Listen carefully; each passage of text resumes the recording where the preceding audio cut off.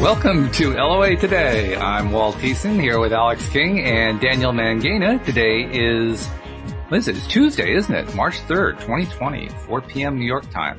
So wherever you are in the world, thank you for joining us for another episode of LOA Today, your daily dose of happy. And we are getting off to a slightly late start today, but better late than never. I will begin by saying that there are some days when you really get reminded, Alex, you probably know this particularly well because you've been going through stuff yourself lately, where you're reminded about how important it is to stay in alignment, and you're reminded when you fall out of alignment. Very true. And then it's about getting back into it, right? And that's what has been happening with me for the last couple hours. Well, actually, for most of the day, but I really think about it honestly. So, I mean, I have to say, once again, and I've said this many, many times, I am very grateful for having a podcast like this to do because it's always a pick-me-up no matter what situation I'm in. So that's like my go-to whenever I need to get back into alignment.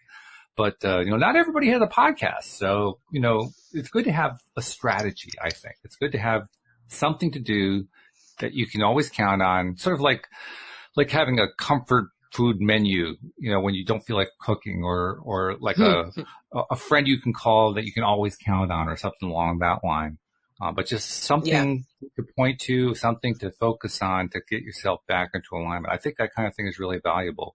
In fact, Daniel, it reminds me that about a year and a half ago when Patty Framo was a co-host doing the Monday shows with me, she pointed out to me one day after one of the podcasts that because I was kind of on a similar vein, actually, now that I think about it. I was not in a good place, and she was trying to help me get back into a good place. And she said, make a list of all the things that make you feel good, that you can get into a good feeling place with right away, and then post it on the wall.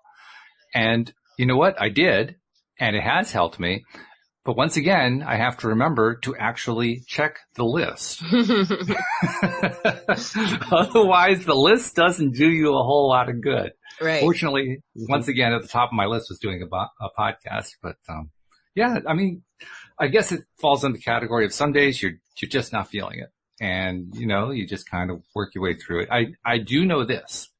I know that over time, on occasions where this has happened, and it's happened a lot less. I like that a lot. On those occasions when it's happened, I'm finding myself being nicer to myself about it. Because I have a real tendency, or had so much, not so much now, I had a tendency to beat myself up about it. Now I mention it on the show, and I, basically use it as a springboard to climb out as soon as possible. But there was a time where I'd say, oh God, I'm doing this again. I can't believe I'm doing this again. And of course, all I did was reinforce it. So progress is an important thing. But anyway, that's me rambling on about being out of alignment. Now let's get back into alignment. So first I'll go to you, Alex. I mean, you have a favorite thing that you do, because you've had a lot of stuff you've been dealing with that people don't necessarily know about and don't need to know about. But when you run into stuff and you find yourself saying, oh God, what do you do? How do you get yourself back into alignment? What's your favorite go-to? Mac and cheese, TV, and my dogs. Oh, and Kenny, of course. But not in that order necessarily. Not in that order, no. Not in order. Okay. A little salute to Kenny there. Smart play. That's right. Smart play, important recovery. Is it all four, or is it just one of them, or some combination? Sometimes a combination, sometimes just one.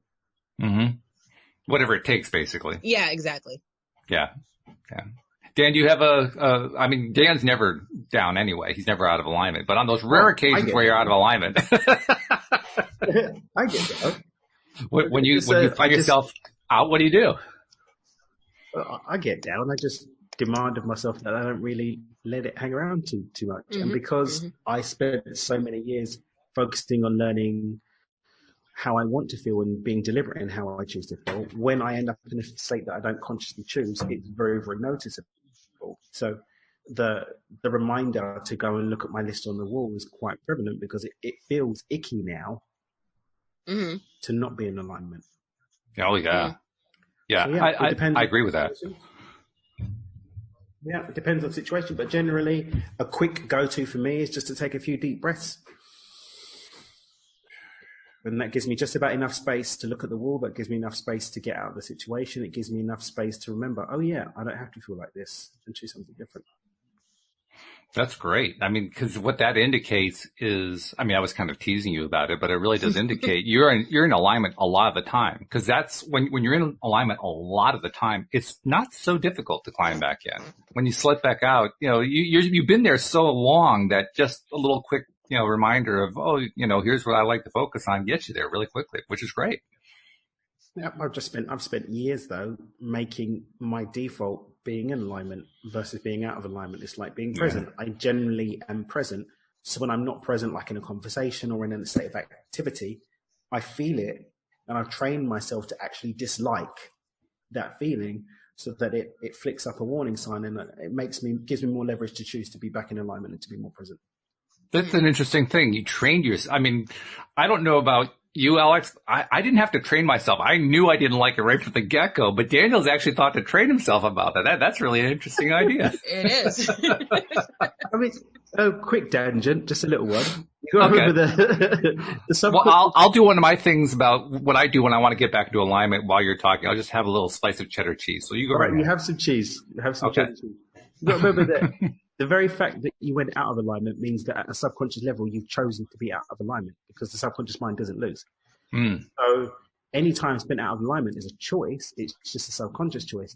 So when I'm training myself, what I'm basically doing is getting my subconscious mind out of its addiction to those low vibrational states and teaching it to better value being in alignment and being more high vibe. So that's what it actually tends to go for. So in those times when whether I'm running on a story that, I didn't meditate long enough today, or I didn't meditate this morning, so everything's going wrong. Whatever story it is that I'm running on, I'll be like, whoa. I don't like where this is going. No thanks. And I'm training that deeper and deeper at a subconscious level. So I'm spending more time outside of that. Yeah, that's great. That's perfect. I mean, you've got your routine down, and you hit a really important point. You've done it for quite some time now. Yeah. That's really important. Yes. Because it's a reminder that, well, first of all, this isn't something that we just do every other Wednesday. Right. This isn't something that we do just, okay, I did my 3 minutes this morning, I'm done for the day. This is ongoing, right? This is an ongoing thing. It's a consistent, ongoing thing. So people ask, how long do I have to keep using Beyond Intention to choose my emotional state? I don't want to have to do this forever. Okay, mate. Well, have fun being sad and low vibe. Good luck. Working for a little bit. And yeah, it's some work at first, but it gets easier with time. Over time, the program changes, and that's what it is. And sometimes big deal. I want to feel a bit crappy. I want to feel glumpy and gloomy. I want to have a sad tiz. And in times when that's really strong, I don't resist it. I step into conscious folly. I say, okay, dude, you're going to have an hour. Go for it. And I might be sad and listen to sad music or mope about or feel sorry for myself and journal about it. But then I spend just as much time, or if not more, doing something high vibe right afterwards. Sometimes just giving that energy space to release and be expressed means it doesn't try and hold on to you and be like, no, we're going to do this. Because the suppression just feeds that energy anyway. Yeah. I love that phrase you just used too. You give it as much time or more to get back into high vibe. Yeah. As much time or more. How often in the past did I find myself in a place you talked about, allowing it for an hour? I would allow it for days. We all know midnight is my cutoff. That's right. So I'd be in that phase, and I finally realized, okay, I got to break out of this, and then I'd give myself 5 minutes to break out of it, and then figured I was done. And then I didn't understand why I wasn't getting the results. I just spent days on staying in the negative, and I gave myself 5 minutes in the positive. Now, positive thoughts are like 1,000 times more powerful than negative thoughts, but wouldn't I want to actually leverage that, and put it to use so that I can get there quicker instead of having to sit back and complain, my God, this is taking so long. Exactly. I mean, I had a guest on my podcast. She does like NLP, hypnotherapy, timeline therapy. She's really cool. I'm actually doing some work with her myself as her client, and we called our episode "Reasons or Results." That's good. Do you want to? That's really good. Reasons and excuses, or do you want to have results? Like where do you want to be? Do you want it enough? And this is such a key thing. Sometimes it's just cool to just accept, I don't really want it enough. I actually want my moaning and complaining more. And just own that. And it's true. It is true. It's just, if you just own it, then you're going to be in a better position to do something different. But if you keep denying it, fighting it, lying to yourself, all that's doing is just building up this fixed state where you're going to continually be in that sticky, icky position. And some people, that's what they want. And if that's what you want, more love to you. But, there's going to be a bit of boundaries in terms of it. Negative Nellies are to be negative lilies. There's no judgment with that. I just invite you to be conscious about it and ask yourself consciously, here and now, is that what you choose? And if it's what you choose, thumbs up, mate. But I'm going to choose different. Yeah. And see you later. Much. Yeah. Or at least until you decide to get back into vibrational alignment, right? Right. That's just my take on it anyway. I agree with you. I think it's great. I'm co-signing. Yeah, Alex is there. She's with us. So. Plus, she's got the headphones on. So, when you got the unicorn headphones on, you have to kind of reach for a higher standard, really. Agreed. These are not headphones. This is a crown. This is true. It's a tiara. I like that. It's a very itchy tiara right now, and it's putting pressure on my ears, but it's cool. It's cool. But I'm not here to complain. Heavy is the head that wears the tiara, or something along that line. Actual factuals. I mean, I just think it's just important just to be honest with yourself and where you're at. And that space of honesty has just got so much power for you to get a different result, or to have the same result in a less moany way. Well, when you were talking about how sometimes you give yourself an hour, I mean, I mentioned in the past I used to do it for days. I actually have improved dramatically. Something goes wrong and I really don't like it. I'll give myself like a full 5 minutes. Wow. And in that 5 minutes, I'll be bitching and complaining and but I don't let it stay in. I let it get out. Yeah. And if there's somebody else in the room, I make sure that I go to a different room because I don't want to slime somebody else. Right. Oh my God, that's a big one. Or if I can't go someplace else because there's people everywhere that I happen to be wanting to go to, I'll find a pillow and just do it into the pillow so that I don't slime it on somebody else. That's good one. Underwater is a good one as well. And then you can that's a good, I hadn't thought of that one. Never tried that. Yeah. We use that one in Beyond Intention. We get our clients to do that sometimes. Just put some water in the sink. And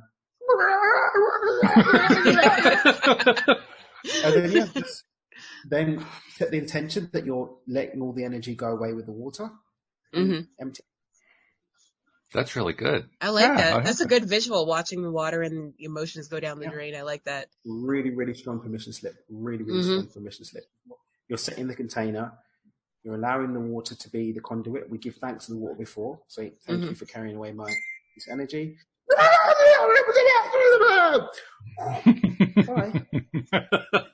It's actually a little bit better than the pillow because when you're done, the pillow's still there, but the water's gone. Yeah, exactly. I was doing a meditation that I cannot find for the life of me. I've been searching for it for years, and it had something similar to it where it was like, okay, take all your frustrations of the day, mentally blow it into this balloon, and then watch the balloon float away into the sky. Ah, that's nice. Yeah, it was kind of like a, de-stress before you go to sleep type of thing. I wish I could find it. Might be on Calms. Check Calms. Calms has got like a plethora of things on there. Yeah, no, I looked there. Yeah, I couldn't find it. There's something similar, but it wasn't the same. Insight Timer's got them as well. And if it's that good, someone might put it on YouTube. Yep, look there too. Oh, wow. There's things that come close, but it's not the one I'm looking for. Well, that was some extent of my ability to contribute to the solution. You did very well. I appreciate it. Now, Jeffrey raised a question, and I'm going to be curious to hear how you guys respond to it, especially you, Daniel. He says, what's worse, the feeling of being out of alignment or the guilt you feel about being out of alignment? Guilty. Yeah, because you double dipped with the guilt. Yeah. Of course, I'd like to turn the question around and say, what feels better? Getting out of alignment, or getting out of alignment after you feel guilty? Well, one is with the other. So they coincide. One is within the other. So what are you saying? You're saying that when you're climbing out of alignment that you have to go through guilt to get there? No, I'm saying the guilt is gone because you're coming into alignment, not coming out of alignment. This is what she said. Well, I mean, the difference between the two options was you came out of alignment both ways, but one way you went through guilt and the other way you didn't. Guilt's a story. I find guilt to be a story that we use to hold on to the energy longer than we need to. It's Agreed. Almost like a bypass. Not a bypass. It's like a trick of the mind. Oh yeah, we're letting go of it, but now let's feel guilty for having had it in the first place. It's like it's a falsehood that you've actually stepped out of it, because as long as you're still emotionally resonating with it for whatever reason, you're still resonating with it, and guilt is a way of resonating with a past event that's no longer here anymore. You're holding on to an illusion, putting that energy back into the now. So, oh no, what did I do? Blah, blah, blah, blah, blah. I was out of alignment. I'm in alignment now, but oh my goodness, I was out of alignment before. Yep. Yeah, that's what happened. Well, of course, also there's the first cousin to guilt. That's blame. Blame and shame. Yeah. That's the first cousin, because guilt basically is where you're either trying to make yourself feel guilty or you're trying to encourage somebody else to feel guilty. Blame is basically the same thing, but trying to do it by associating it with some action or some choice that you or the other person made, and then saying, okay, that association makes you really, really bad. Don't do that anymore. So that's why I say they're first cousins. They're pretty close. In fact, I was noticing that the other day. What? Go ahead. No. You were noticing the other day? Oh, I was just going to say that I was noticing it the other day. I was noticing how often people in our society engage in the blame game in a lot of different ways. Yes. And they do it in there's two primary paths that get taken to get there. One is the victim path. And the victim path essentially is one where the victim is constantly trying to look for who to blame for their victimhood. Mm-hmm. And then the other path, I don't know what to call this one. I guess I'll call it the morally righteous path. That's the path of somebody who has decided that the only way they can feel better is if they make everybody else feel guilty about something. So they're always looking to blame everybody else to make them feel guilty so they feel better. Religion. Excuse me. Oh, I'm sorry. Pardon me. I have a cold and bronchitis and such. Well, I'll give you credit for laughing at bronchitis. That's good. Well, I have to laugh at it. That's the only way to get the mucus out now, is laughing. Sorry to be gross, guys. Probably not the best topic in the age of coronavirus, but that's all right. Well, I was tested. I am fine. You're fine. Okay, yeah. Good. Mm-hmm. Yeah, only bronchitis, only. Yes. Yeah, exactly. Yeah. Yeah. So you might want to revise that one a little bit and just make it only healthy, but still, you're on the right track. Yeah. So I would say blame, shame, guilt, they're all just excuses or paths that the subconscious mind uses to keep us in the disempowering state. So to create the illusion that we're breaking free, so that we stop working to break free when we're never free in the first place. Because if you're free, you wouldn't have that stuff going on. Yeah, so it's true. just a way of keeping you in the same place. And I think it's important to remember that the lazy choice, blame is the lazy choice, and it's the easier path. It's work to take responsibility. It's work to actually say, okay, I'm not going to blame the government or China or Donald Trump or my mum or the weather for something, but just to say, okay, I'm going to step up the level of creative responsibility I'm going to take for my life. And I'm going to say, okay, cool. I'm not sure how I created this or on what level of consciousness, but I own it. Cool. Now I'm going to choose here and now to have something different. That's a lot of work. It's not easy. It's interesting you should say that, because I used to think that it was a lot of work to do that. I now have kind of a different perspective on it, and maybe I should kind of remember this on a regular daily basis. I think it's actually more work to stay in the blame and guilt and anger routine. Not really, because that's what your subconscious automatically does. It's automatic, but that doesn't make it easy. Oh, no, it's definitely not easy in that sense. No. Yeah. I mean, I would say it costs more in energy. Definitely. Yep. It feels better to be aligned. Yep. But to your habitual patterns, to break your subconscious blueprint, to break your everyday way of doing things, that is not something that you can generally walk into overnight, and it does normally take some juice, take some beans. So that's what I mean by not being easy. Not that it's an easier part, like an easier way of being, but letting go of all that old stuff. I agree. Thing to do. Yeah, I think it's true. By the way, Jeffrey's chiming in saying a big part of my journey is to stop feeling guilt for what I have or haven't done. To stop beating myself up. Yeah. I mean, it's almost worse when you haven't done it. I don't know why that is, but for some reason we beat ourselves up easier. That's a weird thing to say. Yeah. We beat ourselves up easier when it's something we haven't done. I haven't figured that one out, really. I've never done that. I don't know what you're speaking of. I just think it's like when you. I need an example. Confusion that's created to keep us busy dealing with this stuff that doesn't really matter that much. Well, it's true. It's true. Yeah. I guess the example is you've created a to-do list and you haven't gotten through the to-do list. You haven't gotten as far along on the to-do list as you wanted to. And so you start beating yourself up about it. That's beating yourself for something that you didn't do. No, that's Tomorrow Walt's problem. That's nothing to beat yourself up about. There's more days coming. You'll finish it eventually. This is true. Come on now. Very true.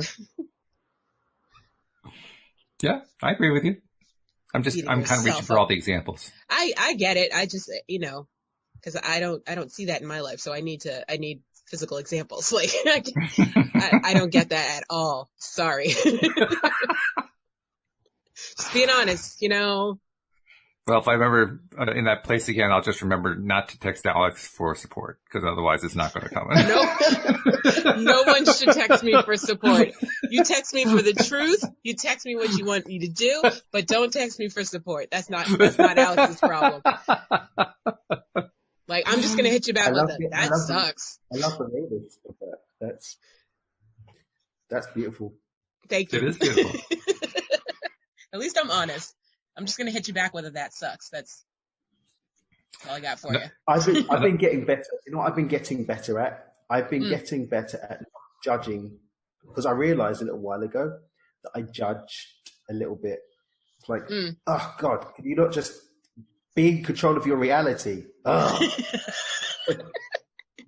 I was doing that a lot more than I realized. I got aware of it, and I was like, oh wow, but their journey's different. Yeah. And maybe they're enjoying it. Yeah. But that doesn't mean I have to listen to it. So I found a loving way to acknowledge that they've reached out, and to see them in empathy and in love and non-judgment. And it's generally some variation of, I'm really sorry to hear that. And I just get into my heart and I just deliver. Sometimes I need to spend some time getting in my heart about it and out of my judgy robes, and just like let them know. Okay. Did you say judgy robes? You did. Yeah. Took me a second. Okay, go ahead. because I know the power of choice, and I know that there is absolutely nothing in our life that we can't choose to stop responding to in the same way, and then in some point create it the same way. Especially when it's first world problems that people come for, or if you've asked me for my advice on something, didn't take it, and then come back to complain about your life on a timeline where you haven't even looked at what I said last time, I really become very uninterested. Yes. And that's not very nice. Speak on it. I don't know if you saw this, but I'm sorry to hear that. our friend Joel Elston actually posted a meme along that line. Oh, what did he say? Oh, really? He said that is the definition of an ask hole. Ah! Oh, yeah. I've seen Love it. I'm going to start using that. Hashtag ask hole. But yeah, I just from a place of love. I think I'm doing you a disservice by continually listening to your stuff, because then I'm not inspiring you to do something else. But then you might not be ready or even willing to do something else, and it's not my job to tell you if you're ready, that you should be ready or that you should be doing something different. But then it's also not my job to pollute my experience with the energy of that stuff. And so I just lovingly say, I'm very sorry to hear that. Thanks for the intro, mate, Mr. Joel. Yeah, I'm very sorry to hear that. And I will hear them out, and I'll give them some space to express themselves, and I'll just hold love and space for them and leave my judgy robes in the laundry. I love all that. I especially loved your first piece of analysis there about how you weren't doing them any favors by listening to them. Mm-hmm. That's really big, because there are a lot of people who feel that it's their role to be listeners to other people, even to their own detriment. Mm-hmm.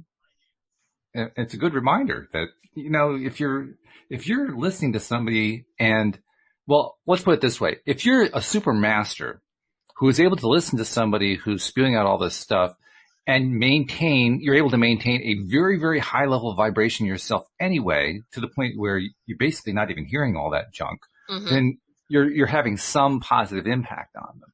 But ultimately, even then, you're still not really helping them because they can't receive the help. Right. Because they're in a negative vibration place. So you really can't help somebody who's just spewing out from a negative vibration place. There's no way to do that. I mean, I take it to like a really crazy level of creation responsibility. And I always accept that for this person to even be showing up in my world, having something to say, there's something inside of me that's reflecting back through them. And this is what helped me leave the judgy robes down, is recognizing that, okay, there's a part of me expressing this. So in judging them, I'm just judging myself, and I'm not helping anything. And so the reframe that allowed me to be able to hold loving space was, okay, I'm actually holding loving space for the part of me that's showing up as this, so that I can address it. And if that keeps coming up, then there's something that I need to deal with inside of myself. That's like the deeper level of it. But then the action is literally there at the moment, into my heart. I'm very sorry to hear that. And then I get in and start working on me as I'm listening to them. So I'm not taking in their stuff. I'm allowing that to be space for me to do healing work on myself.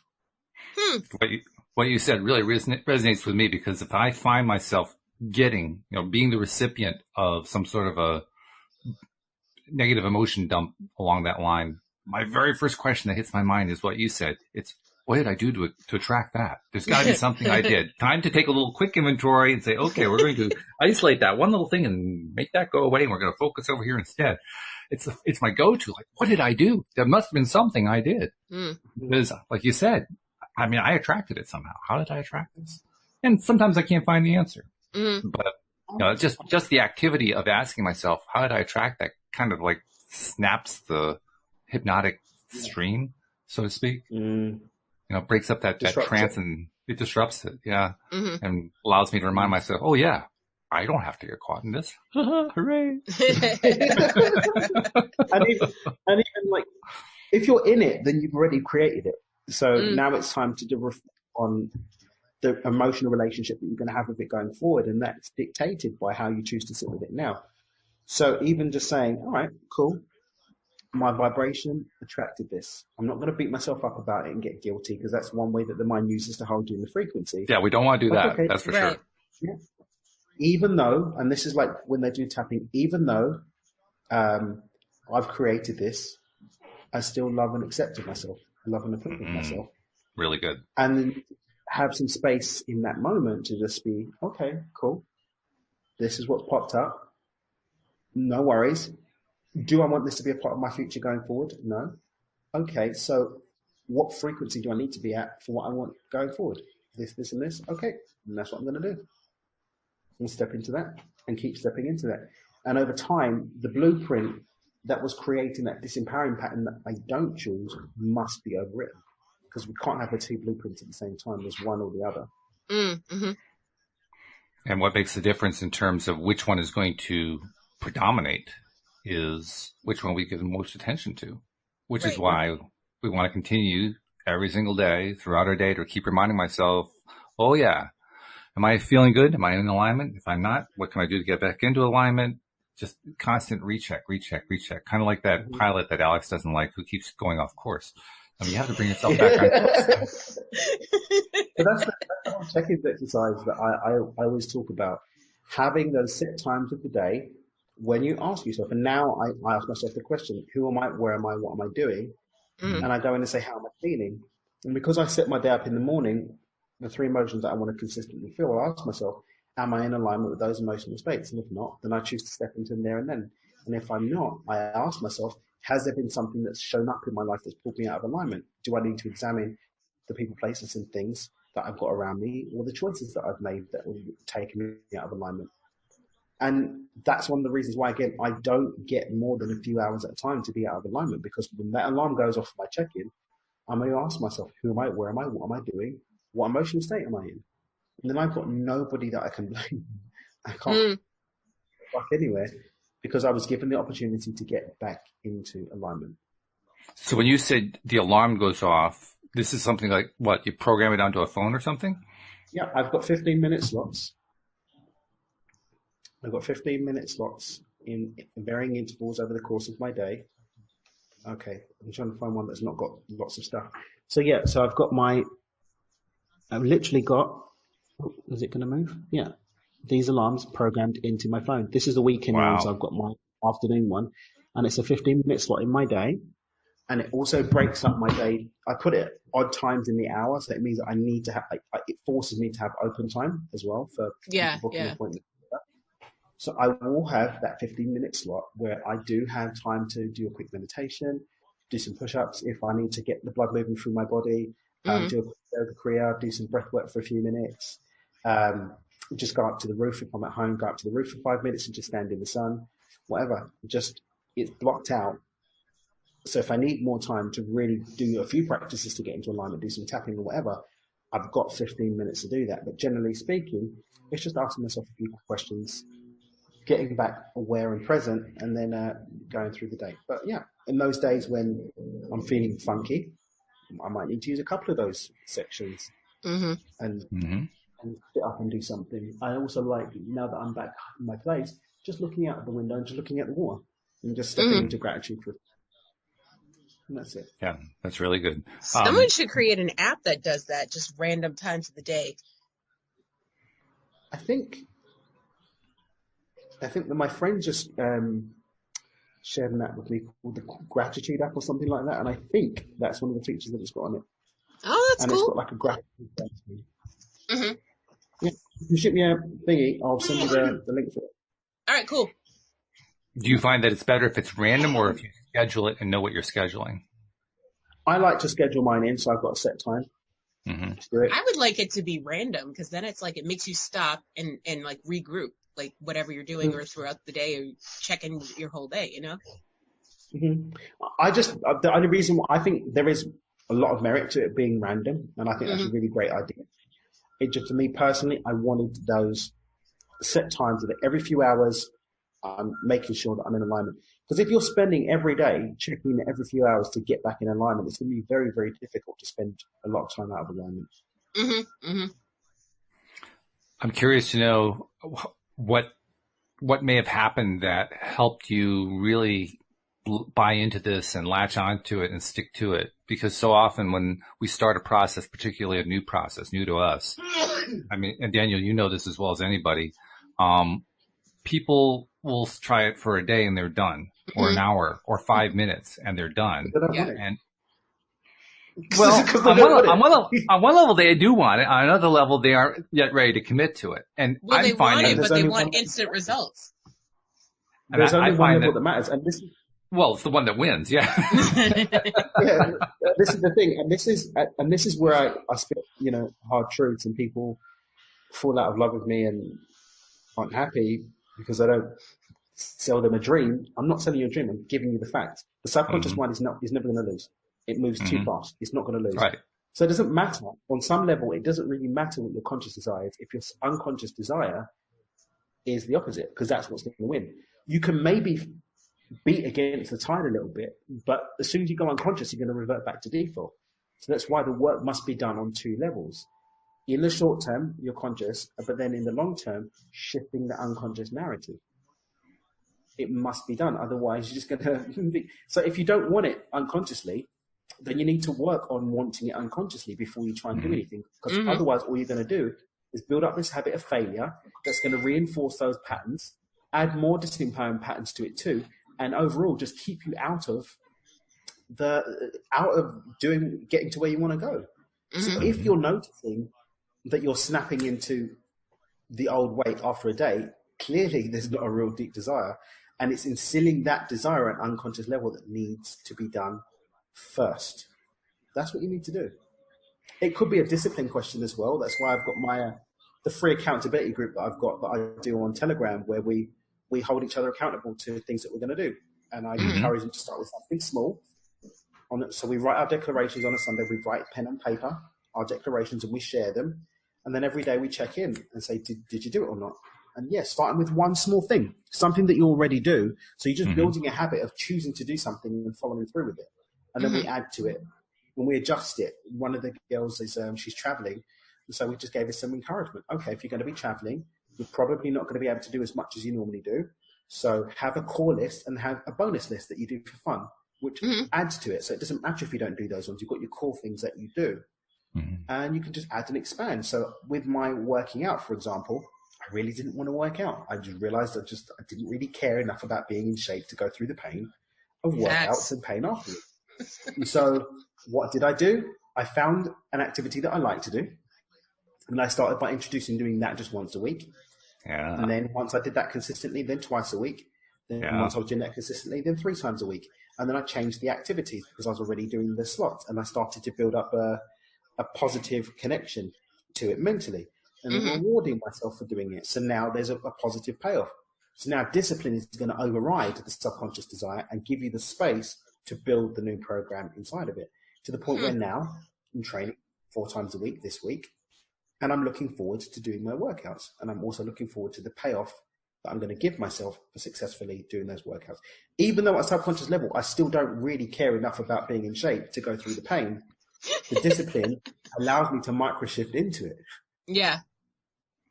Well, that sounds like something I want to try. You're edging yourself into it. You're doing it a little bit. Micro shifts. A little bit more. Micro shifts. Yeah. That's it. Exactly. The reason I was pursuing this question line in the first place was because I was wondering, is there something that you found probably fairly quickly along the way that, yes, you were still dealing with the subconscious mind saying no, you were still consciously saying yes, but then you got some sort of a breakthrough, some sort of a good thing that happened, and it kind of kicked it into gear some more, so it made it really easy to keep going consciously and overwrite that unconscious desire not to. My beliefs on that are, and it's the other way around. You get the results because you've chosen to keep doing it. And there's something that Tony Robbins talks about that I love, and he just said it's certainty. Oftentimes, if the mind isn't certain that it's going to pay off, and so that's why it doesn't commit to it. It doesn't believe that the outcome's going to happen. And so there isn't sufficient leverage built for you to do it, because it's all about your action threshold and your pain threshold or your pleasure threshold being in balance. So the pain threshold has to be high enough to bring the action threshold down, or the pleasure threshold needs to be high enough to bring the action threshold down. And you can instill that in micro shifts.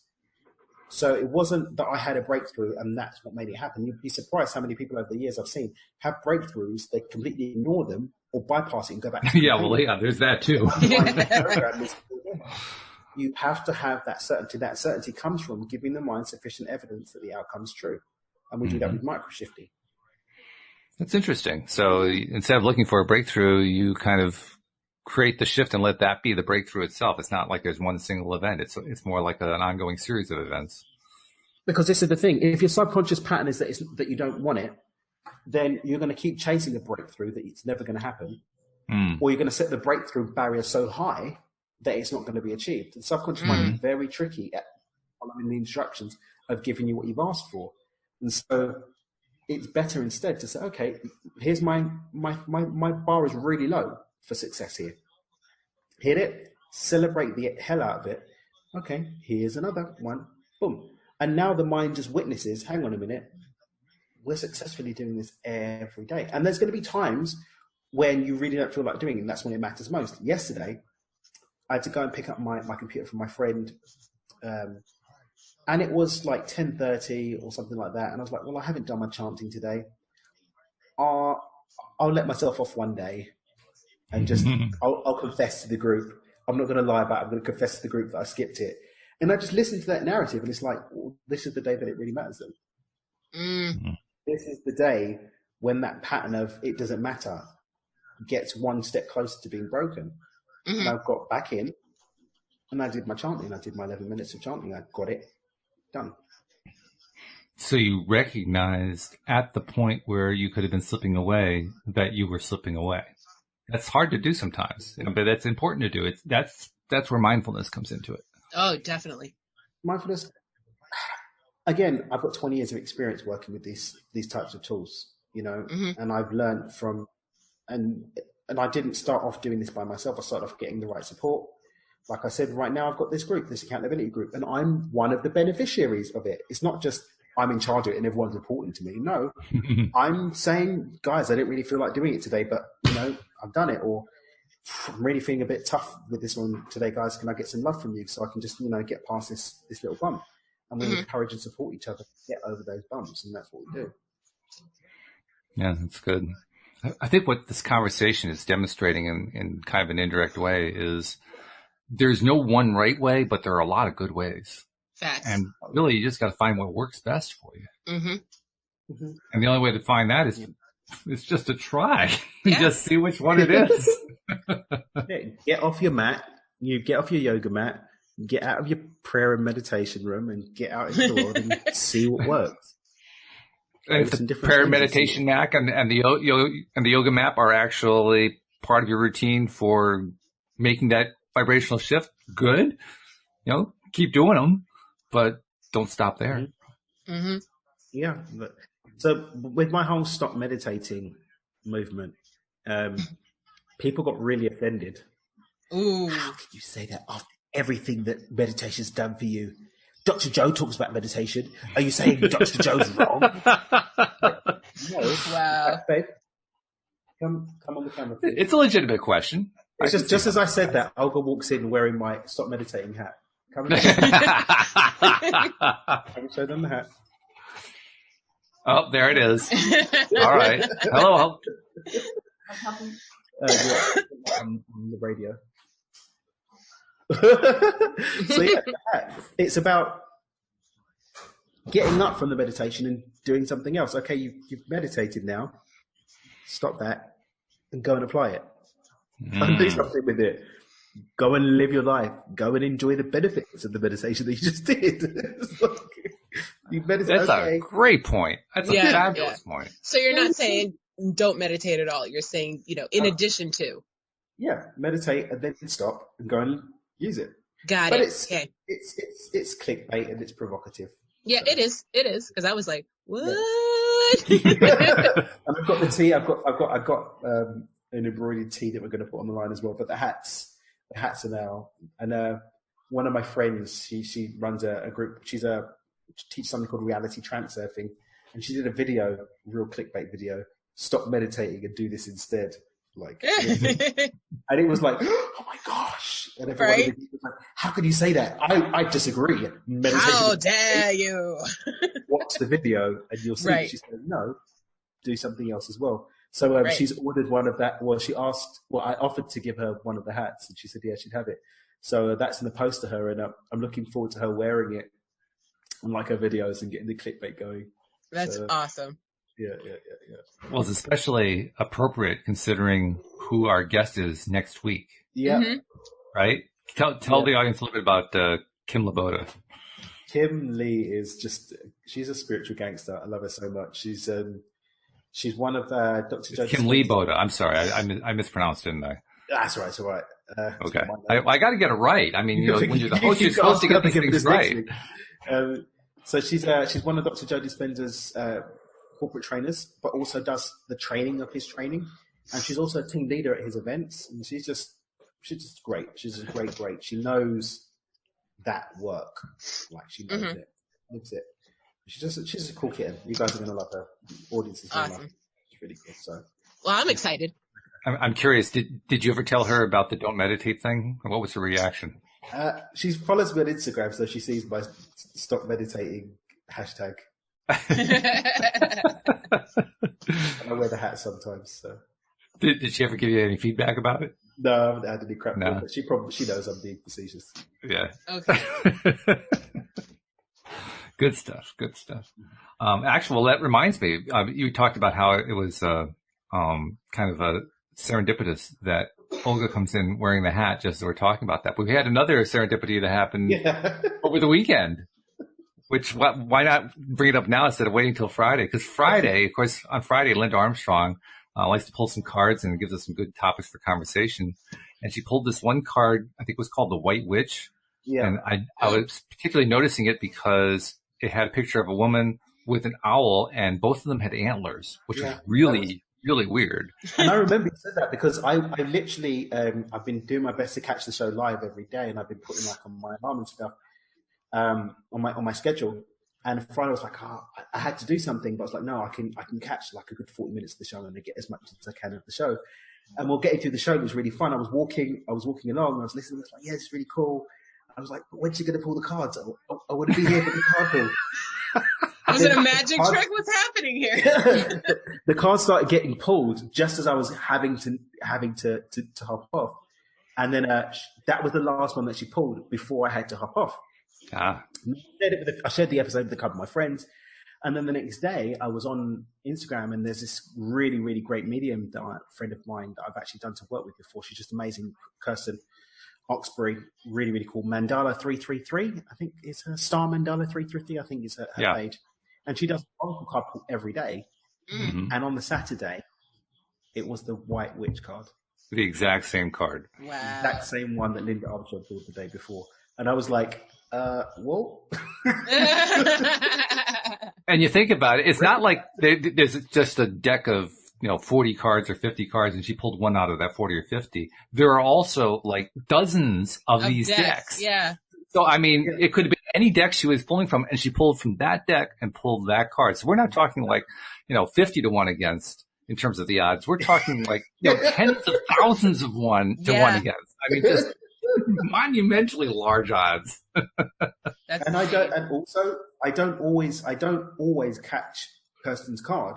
But it's really funny because I'm not that much of a consumer on social media. Every time I do hop on and see one of her cards, just when I need it, and it's always got a message for me. And I was like, oh, wow, that's interesting. Well. And what you just said is what Linda likes to reinforce every time, that, or if she forgets to, I do it.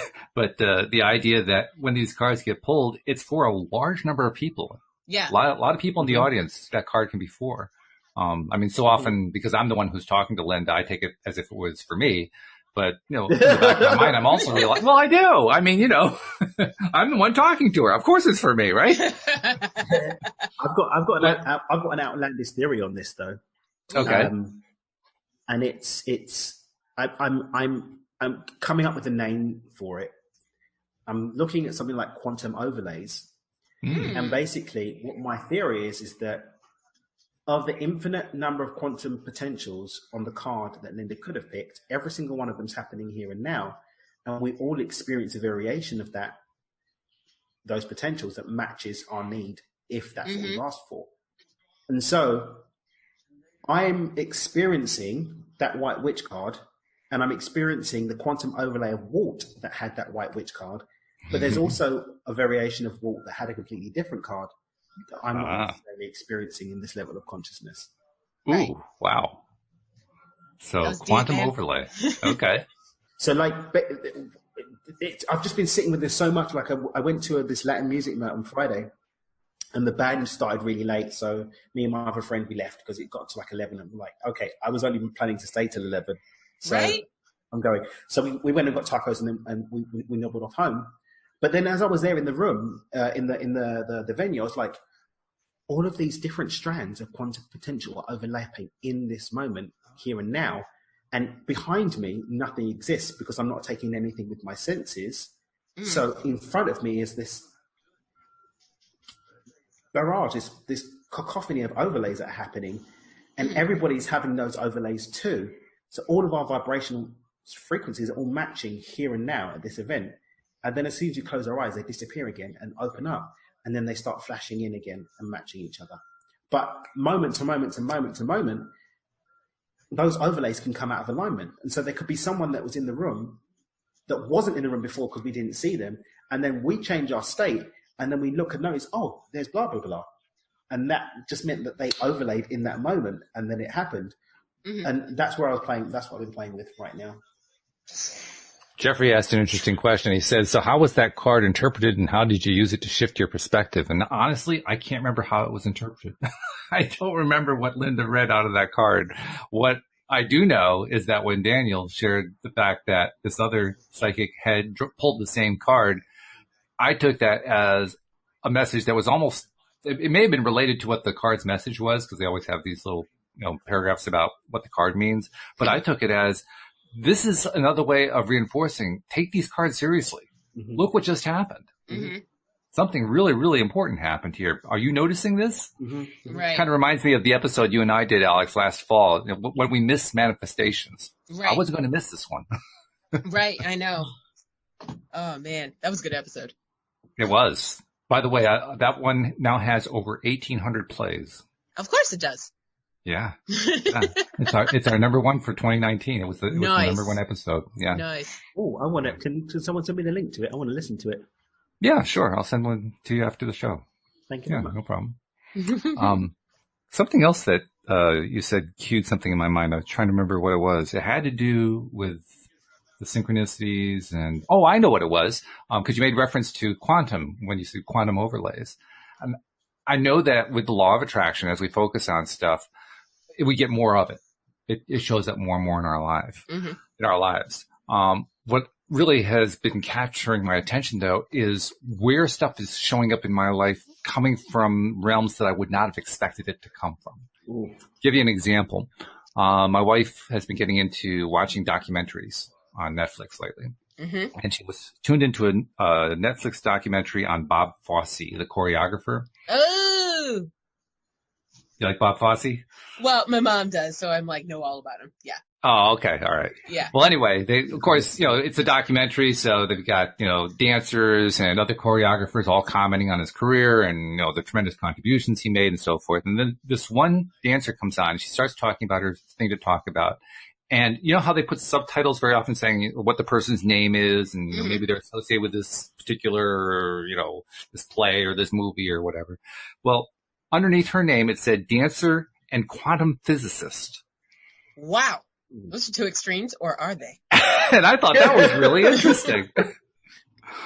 I mean, apparently all of this kind of thing that we talk about has reached the world of dance where somebody has actually taken upon herself to learn how this quantum physics stuff really affects our lives. I thought that was pretty cool. I agree. I mean, it's not the typical subtitle. No, it's definitely not. I wonder what that thesis would look like. Right. Dancing into the quantum. Well, especially the Fosse style, right? Right. Oh, yeah. All this very pointed motions and hand movements and all that kind of thing. Yeah. Jazz hands, the spirit fingers all day. The spirit fingers, that's right. Oh, there's Daniel doing the spirit fingers. I love it. I was very, very sure to make sure that I made no sound and you two were laughing at the same time. Oh man, I wish we could just say the person's name and the camera would go to them, but no. It doesn't work like that. Look at Dan! Look at Dan! This would be a very different show from It would be. I always trust Zoom to just pick that appropriate time to show Dan even when he doesn't expect he's being shown. Yeah, like I the audience can see my dogs the other day. That's fabulous. Robot hell. You just keep focusing on that, Daniel. That way we'll get more and more views. I love it. Yeah. Speaking of which, I want more of your listeners as well as viewers. So make sure that if you are not yet subscribed, that you subscribe to the podcast. And for those of you who have done it, I want to thank you very much. Guys, I took a little inventory. We are now officially over 600 listeners per episode and growing. We have grown at a tremendous rate. We're basically running at about a 250% growth rate year over year right now. Nice. Yeah, really, really good. So thank you very much to all of our listeners who have signed on. And for those who have not yet signed on, join the fun because we want to keep ramping the numbers up and you get more and more of this daily dose of happy stuff. It's really simple to do. Just go to the homepage of our website, loatoday.net, and right at the top of the page, just like Daniel did, one click, he did it. One click, he became a subscriber. I can't guarantee. It's all you need. A one click is all you need. Now, I can't guarantee it's going to be one click for everybody because not everybody has the same setups on their phone, but it's going to be 1, 2, maybe 3. But usually it's 1 or 2. It's usually pretty quick. And then after that, all the episodes are coming right to your device and you can follow and listen and basically talk about, building a routine where you're working on building up your vibration. What a great way to do it. 5 days a week. You've been talking about that, Daniel. You like to tune in to help build that vibration. Yeah. Good stuff. Even when I'm sort of nibbling and doing something on the computer, just having it on and jump in. Mm-hmm. Comment. Yeah, nothing goes better with LOA today than snacks. Snacks, okay. Snacks. Preferably cheesy snacks. Cheez-Its, Cheetos, cheese, all the cheeses. All the cheeses. And may I just say, Walt, that your energy, which I did read without your permission, I've asked for forgiveness, has gone right back up. It has. It does at the end, about this time. It always does. I mean, literally, if you're going to be addicted to something, I recommend being addicted to doing a podcast. Because I am totally addicted to it, and it's great. Mm-hmm. It's so good. I mean, literally, you have little, alarms on your phone that you play every day. I actually tried doing that. They drove me nuts, so I turned them off. But doing the podcast every day, that's my alarm. Yeah. It's just a ping. It just does a ping. It's not like a... It's not like a... So I picked the wrong music. Is that the idea? Okay. Yep, definitely. All right. Actually, for me, it was more like, I really don't want to have to stop right now. I have this thing I'm doing, and I'll just deal with that later. But that's why, again, having that structure and having those block times, I work around it so that time's always open. And that's the way I feel about the podcast, because that is a very blocked time. It's always 4 p.m. New York time, Monday through Friday. Mm-hmm. So everything else, I schedule around it. That's how important it is. And every single time. And Alex can attest to this. I know it's happened for her too. Yep. Every single time. Doesn't matter if I'm in a good mood, I'm in a great mood by the end. If I'm in a poor mood, I'm in a good mood. And sometimes if I'm in a poor mood, I'm in a fabulous mood at the end. Mm-hmm. So, Daniel, don't worry about the fact that you read my energy because you're one of 600 people who do that every day. So, any last minute words before we, part for company for the day, which is always the sad part of the day because I always like the high of doing this. But what's the takeaway? What's the big takeaway today? Alex, what's your takeaway? You can micro shift yourself into anything. Ooh. Really good. Thank you. Right Very off the pithy. tongue, right there. Yeah.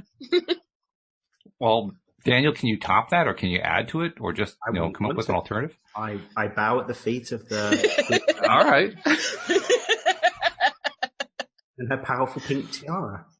Oh, thank you. The standard has been set. There it is. Mm-hmm. Yeah. It's good. The bar's pretty high over here. Yeah. I agree.